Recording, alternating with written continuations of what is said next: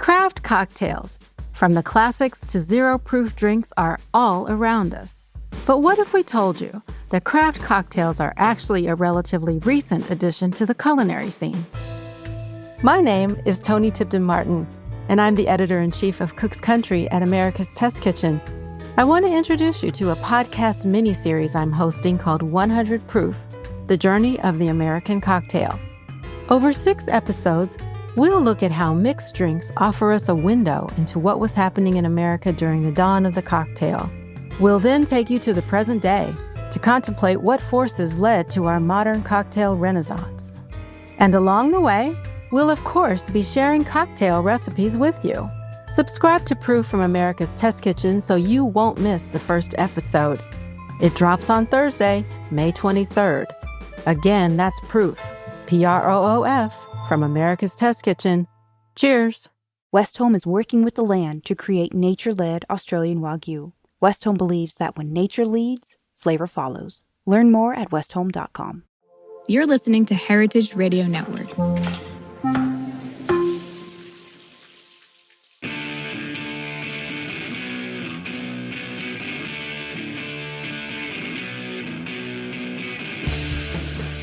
This is What Doesn't Kill You, Food Industry Insights. I'm your host, Katie Kiefer, and I'm very, very pleased to announce that today we have Kelly Myers from the Humane League joining us to talk about the egg industry. Before we go any further, I'll just quickly give her excellent bio. Kelly Myers is the Senior Director of Corporate Engagement for the Humane League, where she leads the U.S. organization's work to persuade companies around the country to adopt and follow through on animal welfare reforms. Before becoming a campaigner at the Humane League, Kelly oversaw the programming at an environmental education center and worked in wildlife rehabilitation. She currently lives in Philadelphia with her partner and a pigeon named Stanley. Now, Kelly, how could I have failed to discuss pigeons with you before we started the show? Because as it happens, my daughter is a pigeon fanatic and has been rescuing pigeons in New York City for the last 3 or 4 years. So what kind of pigeon do you have? Yeah, well, that's, first of all, amazing about your daughter. Well, it's amazing about you. And we'll have to discuss this more afterwards. But why do you love pigeons? Yeah, I mean, I think pigeons are they're so intelligent. They're sort of everywhere. I have a thing for birds that are just underestimated. And they just have so much personality. Totally. They're just so fun. They're really curious. And I used to work at a wildlife rehabilitation center, and he came in injured. And that's when, we took him home and kind of kept him really with the intention of sort of releasing him back to the wild. And in the end, he stuck around. He's actually just turned 15 years old. Oh my God. So he's been with us for quite a long time. But yeah, very curious. Kelly. So fun. Yes, he's quite the character. Okay, well, more to come, but we'll start the show now. So we're here to talk about your organization does every year something they called an expose, and that is a sort of an update on your campaign to get restaurants and institutional buyers to buy cage-free eggs. But let's start by reminding listeners, first of all, who the Humane League is and what your role is like inside that organization. Yeah, so the Humane League is a global nonprofit that works to end the abuse of animals raised for food. And we really work, like you mentioned, with influencing the world's biggest companies to do better for animals through our public pressure campaigns and then also through legislation that really demand institutional change overall. As for my role specifically, as you mentioned, I'm the Senior Director of Corporate Engagement for the U.S. And my job really entails working with the various corporate engagement teams, which are the campaigners, the organization, the folks that do corporate outreach for U.S. companies. And then also we have sort of a think tank team, our corporate projects team that does a lot of research and kind of explores new strategies for us to take on. And my role specifically is just to kind of work with these 3 teams to ensure just the effectiveness of our program, to make sure that we're increasing our impact for animals and then ultimately achieving our mission at the organization, which is to end the abuse of animals raised for food. I love that. I wrote a book about the meat industry, as my listeners have heard about, for the last 5 years or whatever. And it was really, it was an eye-opener. I mean, everything, whenever you dive into animal agriculture, it's an eye-opener, Anyway. Yeah.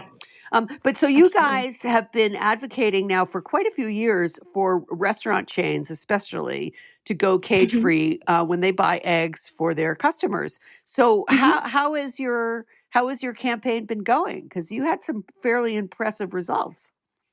Yeah, I think really to get a big picture look at the results and to really get a sense of the achievement, it's useful to look back to 2014, like a decade ago. And that was around that time, really only 10.5% of the US egg-laying hen flock were in cage-free environments at that point. So the vast majority were in cages, and the rest of their lives in those cages were cramped, and they were in really no room to spread around or move or engage in any natural behavior. So it was a huge problem. But now, looking a decade ahead in just March of 2024, now we're at 40% of the US egg-laying hens are no longer in cages in the US flock, which is quite a significant increase over the past 10 years. So I think that really speaks to the progress and the work that's been happening. And really, that just highlights the efforts, I think, of the Humane League, but also our partner organizations and consumers across the country who have been really steadfast in advocating for just more humane farming practices overall.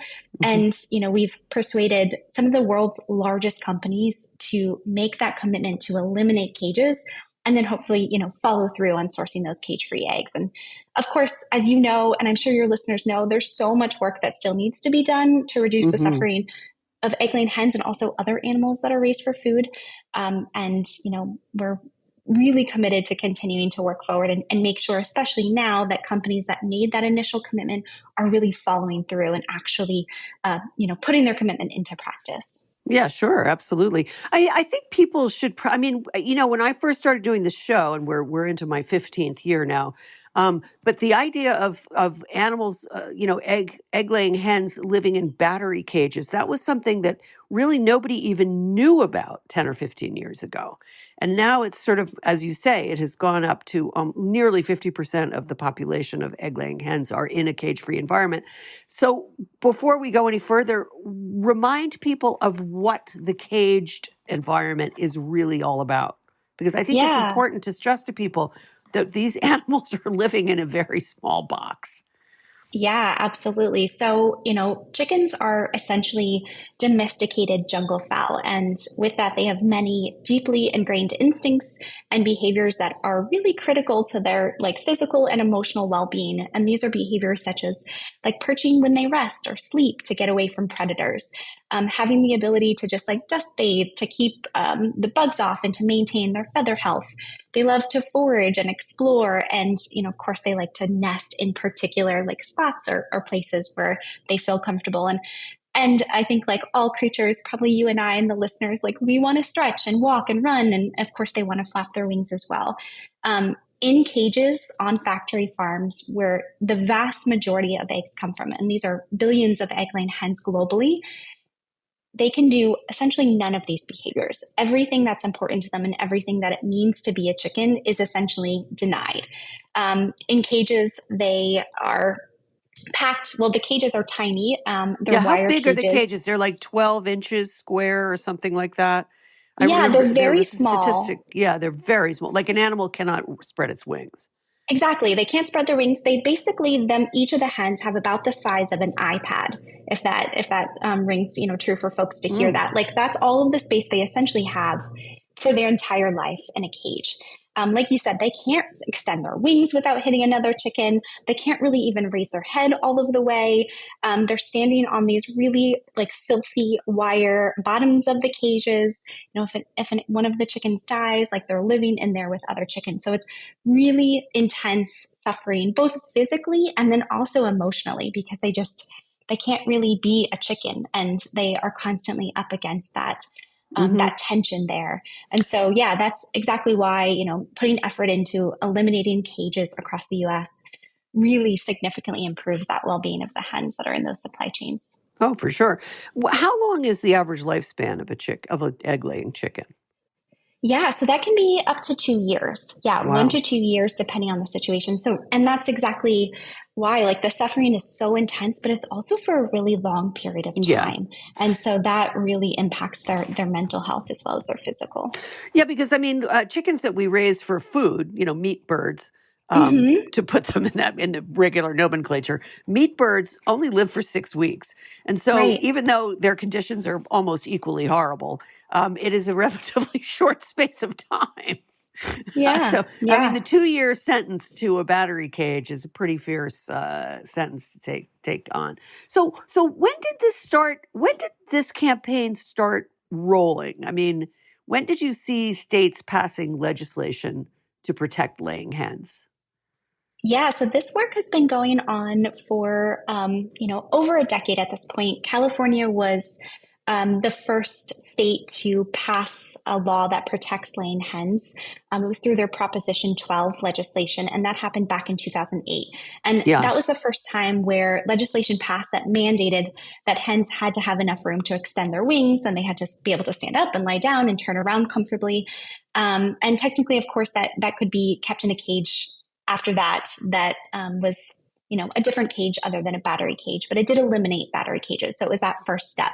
And then Mhm. from there, we saw, I believe it was 2016, that Massachusetts was that second state that kind of came in and moved this legislation forward. And it's very exciting to say that today there are actually 11 states with laws that regulate the production and or the sale of eggs from hens raised in cages. And that includes Arizona, California, Colorado, Massachusetts is one I just mentioned, Michigan, Nevada, Ohio, Oregon, Rhode Island, Utah, and Washington. So yeah, lots of progress, which is really exciting. And interestingly, progress in states where I wouldn't necessarily anticipate it, like, for instance, Utah, which tends to vote Mm-hmm. Republican, and therefore, and of course, but listeners may not. Proposition 12 also, if I could be wrong here, but that is also the proposition that has banned pork from animals that are raised in confinement, in those sort of farrowing Yes. cage gestation crates. Mm-hmm. Same thing with beef. If it's veal calves, they can't be raised in a crate. Not that anybody eats veal anymore. It has had a huge impact, but there was an enormous amount of whining about it when it first passed. I do remember that quite clearly, and even now it's Mm-hmm. still being whined about because states. For example, I think, is it Wisconsin that's a big egg laying state? I Mm-hmm. think so. Wisconsin and Iowa both have a lot of egg layers, and they're like, "Why? This is socialism. You're making us do something we don't want to do," because California Yeah. won't buy eggs from Sure. producers who are raising them in battery cages, right? And that's the teeth of the whole Absolutely. Proposition 12 is that the market is constricted for people who Mm-hmm. are working with those antiquated systems. So I was Yeah. curious about that, the issue of Prop 12.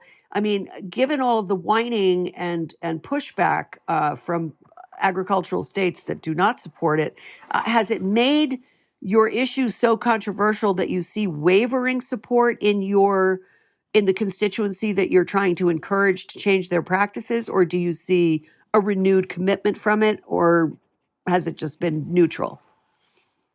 Yeah, actually, I think it's had a really positive influence on our Oh, work great. in particular because I think it's really elevated the discussion around this issue just to a wider audience. Mhm. And I think they have a lot of polls and stats that have really looked at that.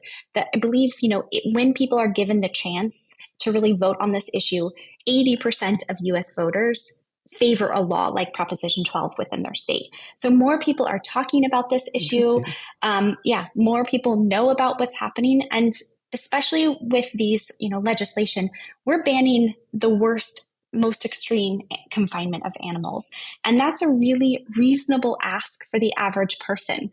They understand and make that connection that this is really awful and there's so much suffering that happens.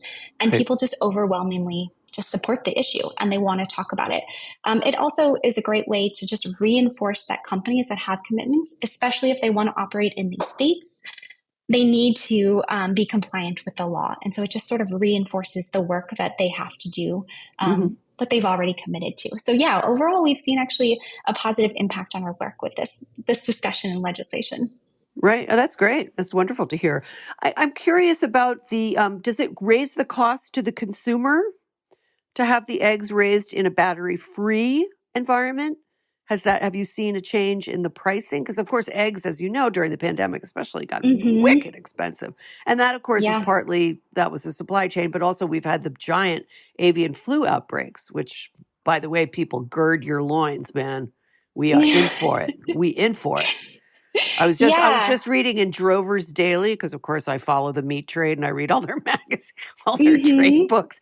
But there have been probably a dozen dairy herds now in which they've found highly pathogenic avian influenza, otherwise known as H5N1.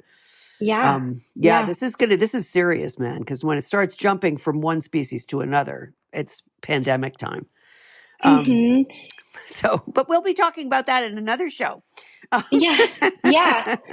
I mean, overall, I think the impact, on the cost for consumers directly is minimal. Of course, there's more discussion there around the markup of eggs in particular, especially in retailers. A lot of times, eggs from battery cages are, sort of sold where at sort of a loss leader, essentially, where they kind of take a cut so that they can increase the sale of those eggs. And so when you really dig into it, it's very minimal, the change in the cost, a couple of cents overall. Mm-hmm. Okay, thank you for that. So I want to talk about the Eggsposé, Yes. which is your yearly update on your campaign to end the use of battery cages, and you use the Eggsposé to call companies to account.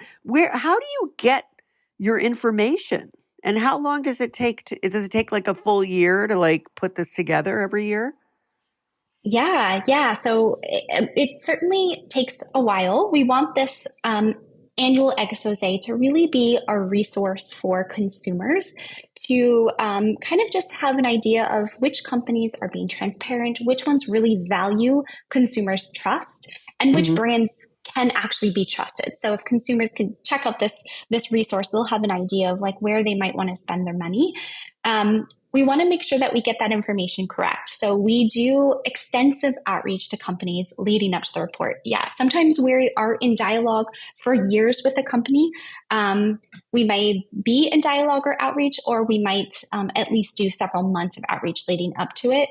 We also gather data by pulling like public data from a company's website, or maybe its annual reports. This is often the sources where their information is disclosed about their sustainability or their animal welfare initiatives.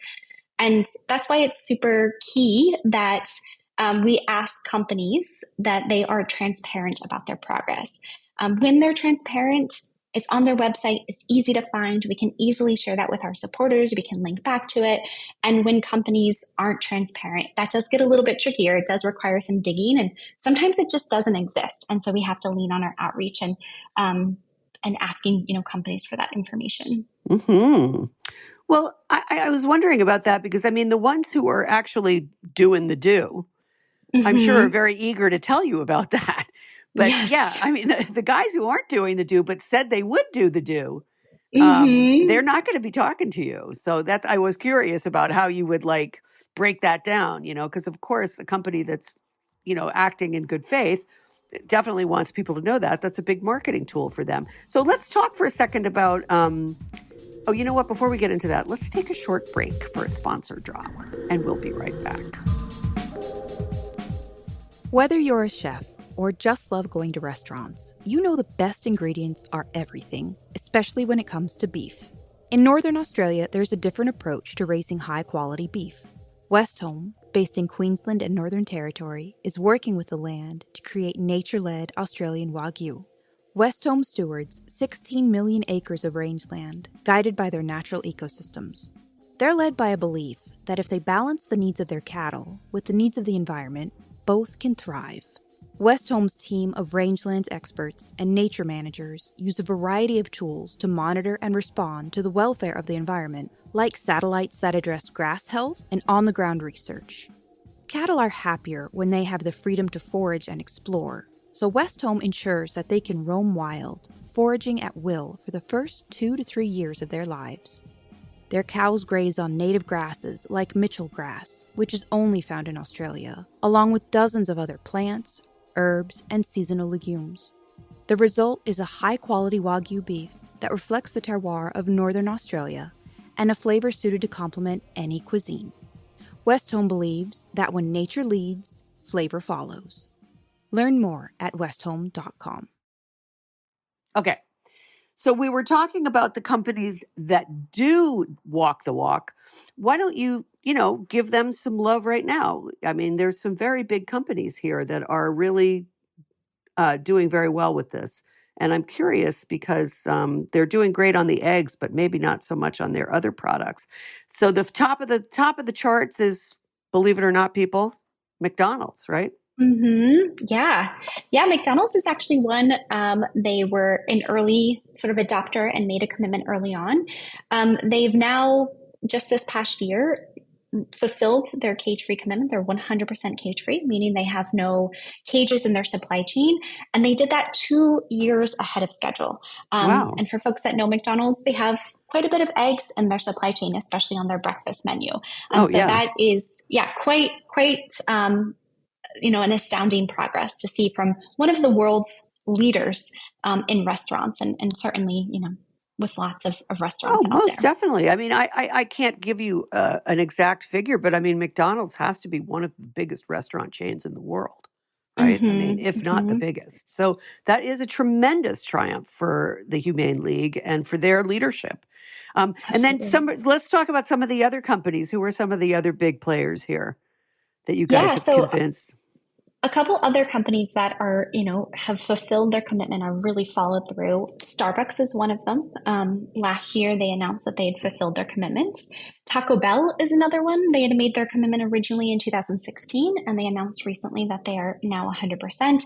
And then TGI Fridays is another big one that's fulfilled their commitment Wow. as well.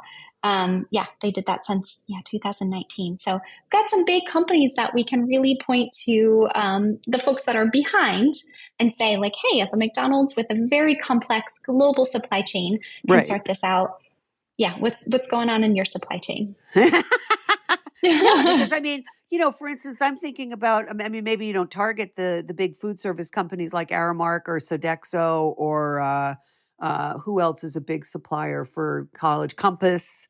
Yeah, Um, Compass Group. those are the big companies that supply colleges, universities, hospitals, corporate dining and stuff like that. Are you working with those groups as well, or just with the restaurants? Yeah, so we've been working with food service providers, all three that you've mentioned in the past, over the past couple of years. We've seen a lot of progress in food service providers with getting rid of cages from their supply chain. They're honestly some of the leaders in the industry. This year in particular, we've really focused on our expose on restaurants. We've sort of had a little Right. bit more open in the past, just because of the sheer number of restaurants that do need to follow through, the really good leaders that we have. And even the industry itself is sort of calling this like the witching hour, because so many restaurants and retailers and companies are due to fulfill their commitments in 2025 and 2026.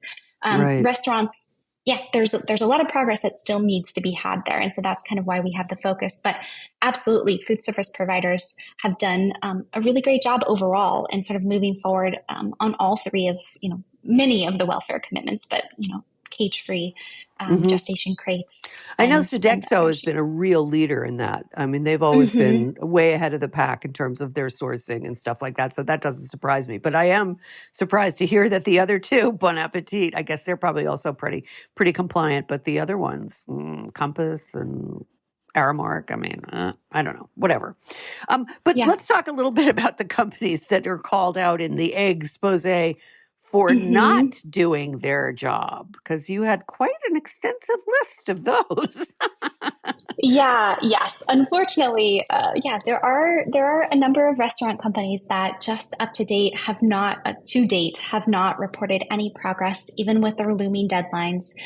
Some of them have refused to, engage with any of our outreach or dialogue. Some have postponed their deadlines, just sort of Mhm. quietly behind the scenes.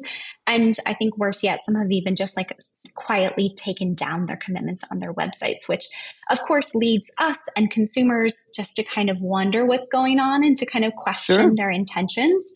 And a couple notable ones that we've sort of called out on our report, for like the drive-through sort of sector, we're looking at Chick-fil-A, Subway, Carl's Mhm. Jr., and Hardee's. All of them have pledged some of them back to 2015 to make this Wow. transition. And their upcoming deadlines are 2025, 2026. And we've just heard nothing of whether they are making progress. And I think to your point earlier, in our experience, if companies are actually switching to cage-free eggs, they are more than eager to share their plans and get that word out and really celebrate that progress.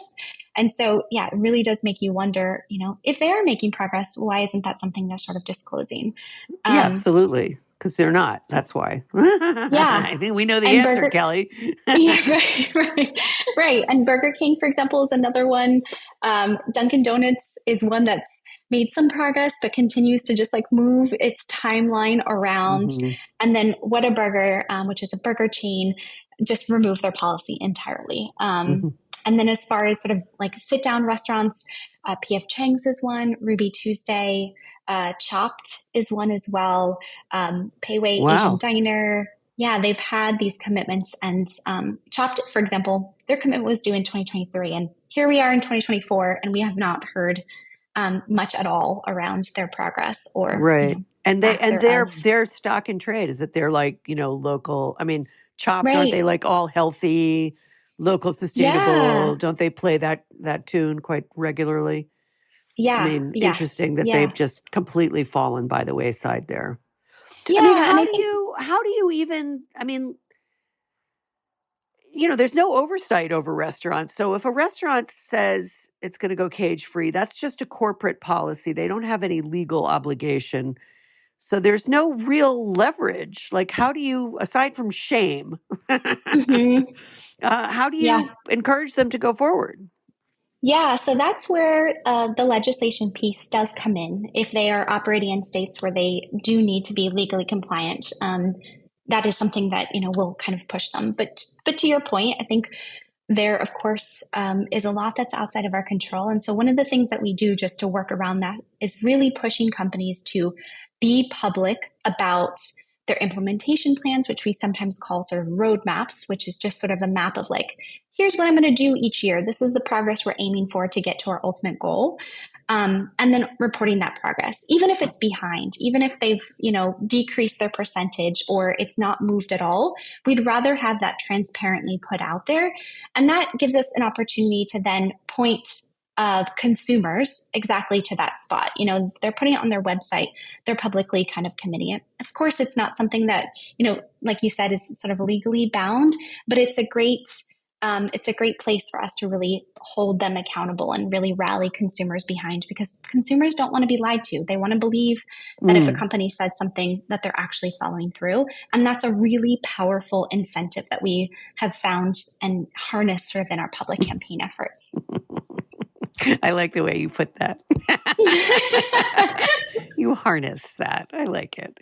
I mean, it is really, to me, having been doing this show for as long as I have now, this is actually the longest job. Of course, I'm not paid for it, but it's the longest job I've ever had. Only because they can't fire me.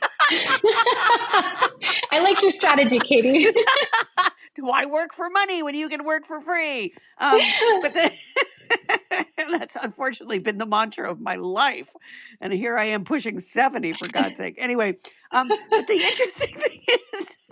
interesting thing to me about this is sort of the ebb and flow of consumer interest. And I feel like, when I first started doing this work, that's when the whole sort of farm to table movement was taking off, and people were starting to pay attention to animal welfare issues where before we had never given it a second thought, you know what I mean? Or at least most consumers were not really plugged into what was actually happening with our food supply and how we get our food.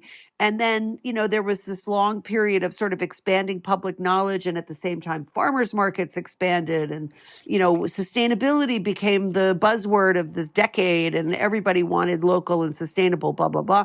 And now, for the last few years, you hear a lot less about that. Have you seen, because you've been doing this work for quite a while now, do you see a change in the way consumers either look for or receive this knowledge? Or is it just me, because I'm so used to it, I don't think about it as much anymore? Yeah, that's a good question. I mean, I think, thinking back to my early days as a campaigner, it does feel like people are more receptive and consumers do care more than they maybe did in the past when information, just like you said, wasn't available. We weren't going through that transition in our food culture and our Right. values. I think there's just a lot going on in the world right now, and there's just a lot on people's minds. I think when we look at surveys and polls that have been happening more and more over the past couple of years, we are seeing numbers like there was a poll that 72% of Gen Z consumers say that animal welfare is a value that they look for when they're making food purchases, and 2/3 of consumers describe transparency and animal protein as extremely or very important. So there's still a lot of interest around that. I think it's just access to that information and that curiosity, and of course finding the space sort of in the world to be able to kind of talk about these things. But overall, when we're out there with our campaign efforts, the appeal of getting rid of cages and really sort of that minimal sort of raising up of the standards really appeals to people and really resonates with them. And, so I think while we have a lot of competition of chat, like discussions and issues out there, I think people do really care and show up when they make those choices. And we want to make that information more accessible so folks can make those decisions and have access to that information. Well, I think you made a really good point, which is that the world is so sort of chaotic and scary right now. And I'm looking back as I was listening to you, I'm looking back at this and I'm thinking, when it's sort of like where mainstream media kind of dropped the ball and we stopped talking about this stuff in any meaningful way in the larger context of media and discussions and on talk shows and whatnot. And that was when the Trump administration began, in my opinion, because that was the point where people were like so focused on whatever scary thing that man is going to do next. And sort of anything extraneous to that kind of a little bit fell by the wayside. You know what I mean? Like, and there was, of course, the USDA under Sonny Perdue was very much not interested in animal welfare issues, right? I mean, that's actually an interesting question right there. Did you, because you've been through both of them, have you noticed a change in the way the government or the USDA responds to these issues between the Obama administration, the Trump administration, and now the Biden administration? Do you see any change? Yeah, that's a really good question. I'm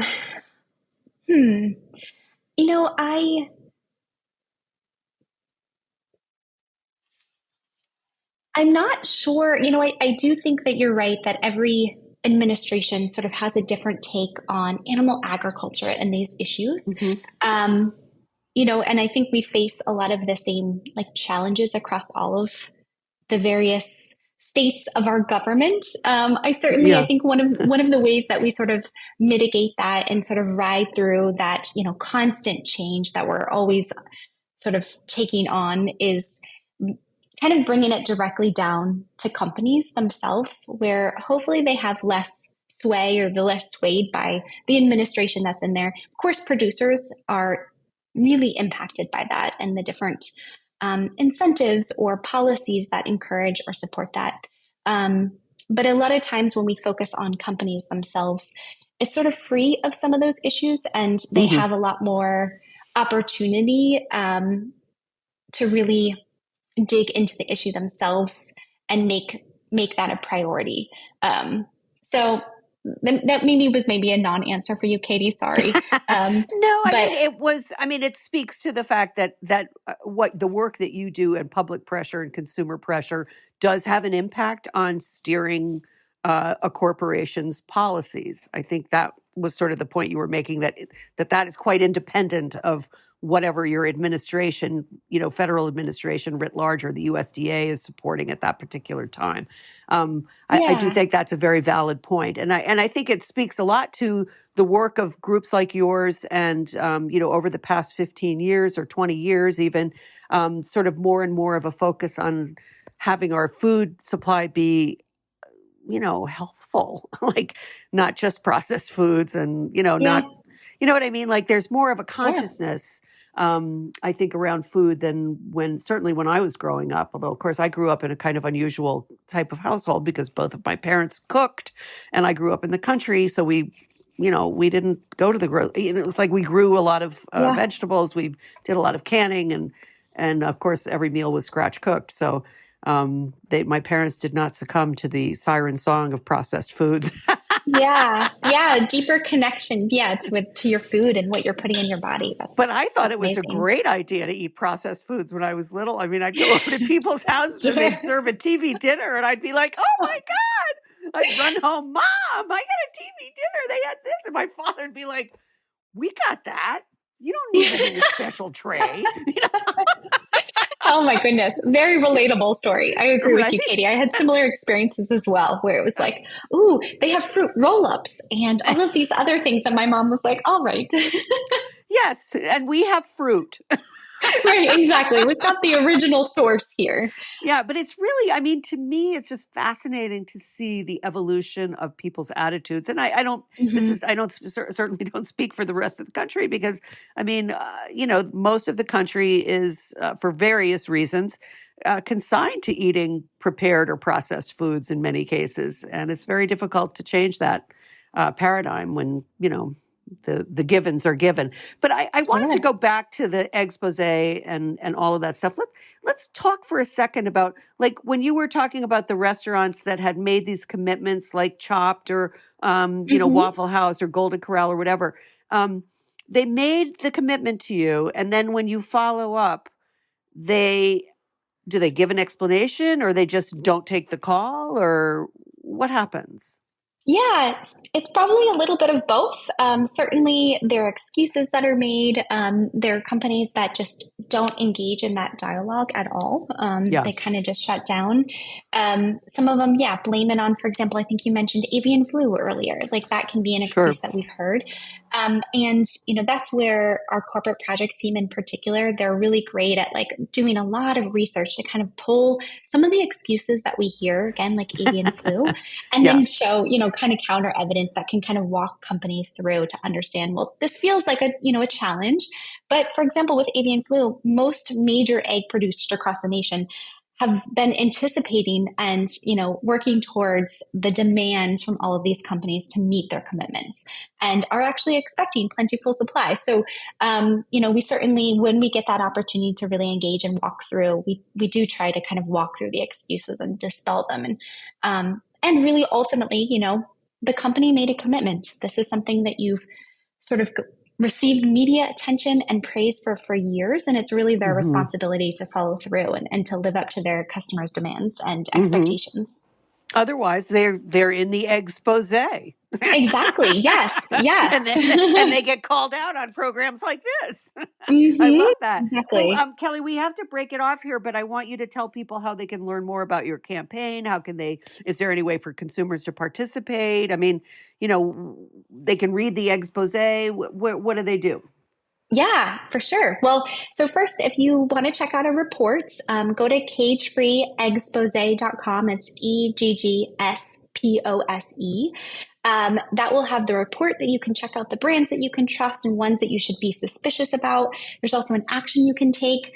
And then Hmm. for folks who want to Great. get more involved and become a volunteer with the Humane League, we have a couple different ways. The first one is our Fast Action Network, which is a really quick and easy platform full of actions that you can take to call in companies. It's like email, social media actions, phone calls. And then to Cool. sign up for that, yeah, it's really fun. It's part of my daily routine now. But you can go to thehumaneleague.org and then at the top, click Take Action. And there's a couple of spaces for you to sign up. And then, of course, you can volunteer and get involved directly by bringing more people into the movement, by demanding legislation, and of course, holding companies accountable. And of course, without generous donations, none of this is possible. So if folks have the means and they're inspired by this, your donation will definitely make the world of a difference for animals. And then, yeah, I guess lastly, just, reducing your meat and dairy and egg consumption can make such a huge difference on the environment, your health, and for farm animals in general. So something to explore and consider as well. Absolutely. Before we go to an all cicada diet, which I'm not really looking forward to. It's we got to dial it back now, or all we're gonna have is bugs, man. So like, let's get a grip, people. We don't need to eat meat 7 days a week, right? Oh my goodness, cicadas. Yes, yes. Anyway, there was a big piece. I forget where it was now. I read, compulsively. So yeah. Yeah. So yeah, there was a big piece about cicadas being the food of the future, and I'm like, yeah, they've been flying that flag for a while. I'm not going there. I'm sorry. Right. Oh my goodness. Anyway, Kelly, thank you so much for joining us today. This was very interesting. I applaud your work. It's fantastic. And we'll stay in touch. And anything else you guys want to come on and talk about, I'm always, Wednesday happens every week. So wonderful. Well, thank you so much to fill here. Yeah, thank you so much, Katie. This was a lot of fun, and it was really exciting to talk about the expose and to chat with you. Absolutely. Congratulations. Thank you. Thank All right, you. we're going to say goodbye now, and thanks to our sponsors, as always, for supporting this radio station / podcast platform. And thanks for tuning in, folks. We'll see you next week. Bye for now.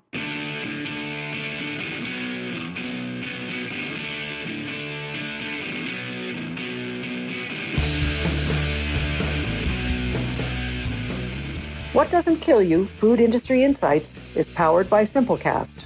Thanks for listening to Heritage Radio Network, food radio supported by you. Keep in touch at heritageradionetwork.org/subscribe.